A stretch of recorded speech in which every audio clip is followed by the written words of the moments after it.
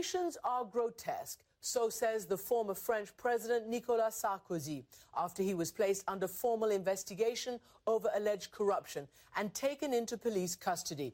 It's the first time that has ever happened in France. And speaking on French television Wednesday night, Sarkozy denied any wrongdoing and said the case against him is political. I am profoundly shocked at what happened. I don't require any special privileges.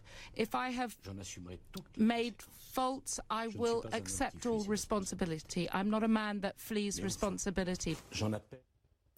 Sarkozy is accused of seeking insider information about an inquiry into illegal campaign funding. So, could this threaten what is widely believed to be his political comeback? And who will make the most hay out of the nation's general political disarray? Joining me now is journalist and author Christopher Dickey, who's reported from Paris for years, formerly with Newsweek and now foreign editor of the Daily Beast. Welcome back to the program, Christopher. Always a pleasure, Christiane. So President Sarkozy says that these are politically motivated charges. Do you think he's right, or do the investigators believe they have enough to bring a serious case against him? Oh, I think they've got enough to bring a serious case. They have wiretaps of two of his cell phones, one his official cell phone and the other his cell phone under a completely fictitious name, which he used to try and make arrangements that were, we think, pretty dubious. Some of the transcripts from those conversations have been leaked, and they make him look terrible. In the meantime, you got to say that Sarkozy is a man who knows all about political manipulation or attempted political manipulation of judges and prosecutors. He used to call them up in the middle of the night when they were making decisions he didn't like when he was president or interior minister. It's something that he has done, that he knows all about. So, of course, he says this is a political attack. And, of course, the magistrates deny it. He may be right about it having some political motivation, but it's also true that it takes one to tell one. Who leaked these transcripts? Who leaked this information from this wiretapping? Well, it's like anything. You don't know exactly who leaked it. I'm sure that Sarkozy suspects somebody connected with the investigation, with these judges who are calling him to account right now, somehow leaked these wiretaps. But we don't know, in fact, who leaked those wiretaps. What we do know is that the response to those wiretaps and to the evidence that they have presented to the court has been a question of form, that the wiretaps were illegal, that they shouldn't have been done, not that what was said on them was untrue. And does this then throw into jeopardy his political comeback? He apparently was going to do that, retake the helm of his party and contest the 2017 elections. Well, he might still make a comeback. He might try and portray himself as a martyr of the socialists and of the left wing, which in fact is what he's trying to do right now. At the same time, you have to understand that President Hollande is incredibly unpopular. I mean, he would envy President Obama's approval rating right now.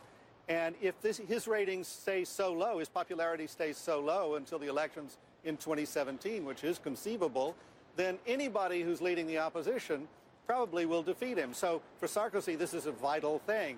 The problem is that Sarkozy's own party is in complete disarray, too. That does position him to try and take over because there's nobody else anymore.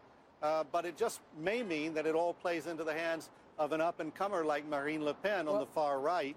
And Sarkozy and his party will be marginalized. Well, that is what I was going to ask you next, because it has been said that the EU state at greatest threat from these extreme right-wing parties that did so well in the European elections, such as the National Front in France, France is the most vulnerable to a takeover, if you like. Is that even remotely possible?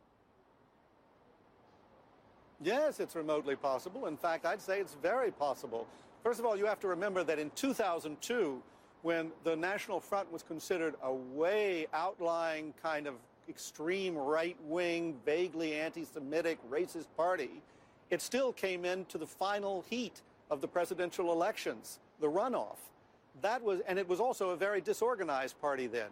Now it has a much more centrist reputation under Marine Le Pen.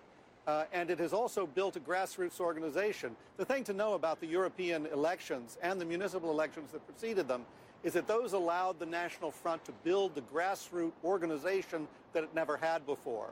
It's positioning itself very well for the presidential elections in 2017, and nobody should count it out. Well, this is a very, very dangerous moment for those who are afraid and don't like the extremes on any political side of the spectrum. Does France really understand the peril it's in, or does it feel like it can vote protest and bring the extreme right in and it won't make a difference?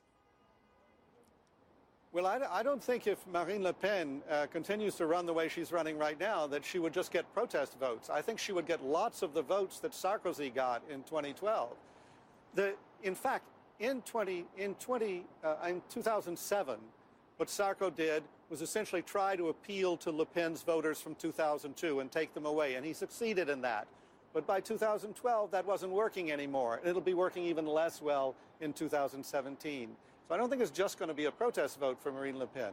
But you're right to say it's incredibly dangerous for Europe and, by implication, for France, because she's essentially talking about canceling the euro, about erecting borders around France again, about reimposing a kind of nationalist view that is antithetical to the construction of Europe that we've seen really almost since the end of World War II. So it would be a huge change and a dangerous one. A pretty bleak outlook there. Christopher Dickey, thank you very much indeed for joining us.